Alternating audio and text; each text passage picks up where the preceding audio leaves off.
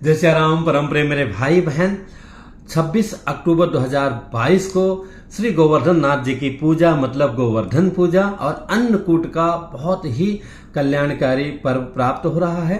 और 27 अक्टूबर को भैया दूज, यम द्वितीया, भाऊ बीज के नाम से जाने जाने वाला ये परम कल्याणकारी भाई बहनों के प्रेम को बढ़ाने वाला, और इस दिन भगनी गृह भोजनम, अपने बहन के घर में जाकर के, वो चाहे छोटी हैं चाहे बड़ी हैं, उनके हाथ का बना हुआ भोजन प्रसाद ग्रहण करने से यमराज खुश हो जाते हैं। मृत्यु तो होना निश्चित है, पर अकाल मृत्यु जो है पूरा हट जाता है। आपकी अकाल मृत्यु नहीं होती है, और जब होती भी है तो बहुत ही वीआईपी रूट से आप जाते हैं। आपको यम के दूतों की यातना नहीं भोगना पड़ता है। हाँ, आपने महापाप किया है तो बाद में तो आपको उसकी सजा मिलेगी, लेकिन जो यम मार्ग है उससे आपको जो है मुक्ति मिल जाती है भगनी गृह भोजन, बहन के घर यम द्वितीया के दिन भोजन करने से। और जो अन्नकूट का पर्व है ये भी बहुत बड़ा पर्व है, क्योंकि इंद्र के अहंकार को कम करने के लिए भगवान ने गोवर्धन नाथ को उंगली पे उठाया था, और जो उनके भक्तगण थे, ग्वाल बाल थे, सब लोग प्रसन्न होकर के, और देखा जाए तो अपने अपने घरों से लाए थे, वो मारे खुशी के कन्हैया को खिलाए थे। तो उसी प्रकार से हम सामूहिक रूप से करें तो बहुत ही उत्तम है। ऐसा नहीं कर सकते तो अपने घर में भी यथासंभव व्यंजन बना करके, पर बाजारू चीजों को मंगा के खिलाने से बचना चाहिए। 11 व्यंजन की जगह आप 5 प्रकार का ही भोजन अपने कन्हैया, अपने राम जी को आप अर्पण कीजिए, लेकिन बाजार का नमकीन और वेफर्स और 50 चीजें ला करके अर्पण करना ये उचित नहीं होता है, पवित्र भी नहीं होता है।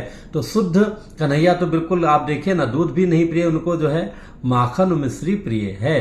तो माखन मतलब जो सर्वोत्तम पदार्थ है। तो इसी प्रकार से जो घर का शुद्ध बना हुआ, देशी घी का बना हुआ, अपने घर का बना हुआ, मैं कहता हूँ तेल से भी बना हुआ नमकीन इत्यादि है, तो ही कन्हैया को स्वयं तन मन धन से उनको भोग लगाना चाहिए। गोवर्धन नाथ जी का उनका ही रूप है, उनकी ही पूजा करनी चाहिए। संभव है तो अपने आचार्यों पुरोहितों को बुला करके विशेष आराधना कराना चाहिए। हमारे मथुरा वृंदावन में तो कहना ही क्या है, बहुत भाग्यशाली हैं वो लोग जो इतनी श्रद्धा विश्वास पूर्वक वहां हैं तो वहां करते हैं, और बाहर हैं तो बाहर में करते हैं।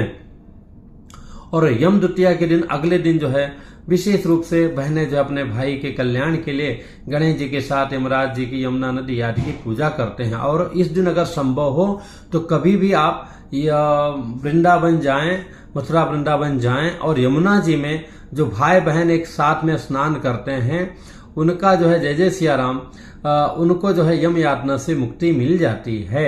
उनको सीधे जो है देवलोक की प्राप्ति होती है। यमराज जी ने स्वयं जो है अभय वरदान दिया है, और पापों से भी उनकी प्रवृत्ति जो है हट जाएगी। उस दिन स्नान करने मात्र से ही भाई बहन अगर थोड़ा भी पापी हैं तो निष्पापी हो जाएंगे, और उनके जो पाप करने की प्रवृत्ति है उसमें भी ब्रेक लग जाएगा, और उनका जीवन सफल हो जाएगा। साथ में अगर वहां भाई बहन स्नान करते हैं तो यमुना जी में भैया दूज, भाऊ बीज के दिन जो मथुरा वृंदावन में विराजमान हैं, तो ये बहुत ही बड़ा लाभ है। मेरा भी कई वर्षों से प्लान बन रहा है, पर देखिए यमुना महारानी कब बुलाती हैं कि मैं अपने दीदी को बुलाऊं, और सब लोग जो है, फिर सोचता हूं कि जीजा भी आए तो जीजा अपनी बहन को भी बुला लें, तो हमारे पत्नी जी रहें, साले भी आ जाएं, तो उनके तो ऐसा तमाम दिमाग में चल रहा है। पर कम से कम एक बेसिक तो जब उनकी कृपा होगी तब हो पाएगी। तो इन दोनों पर्वों का लाभ लीजिए, और जो भी ऐसे पर्वों का उपहास उड़ाते हैं, मजाक उड़ाते हैं, इन पोस्टों को बिल्कुल अवॉइड कीजिए। ना तो उनमें लाइक, ना कमेंट्स, ना शेयर, ना उन पर कुछ भी कीजिए। उनको विष्ठा की तरह त्याग दीजिए, तभी ये लोग ऐसा करना बंद करेंगे। पुनः मिलूंगा एक नई जानकारी के साथ में, और आगे छठ पूजा आ रही, जो बाप रे बाप कितनी बड़ी सेवा है, उसके बारे में निवेदन करूंगा। जय श्री राम।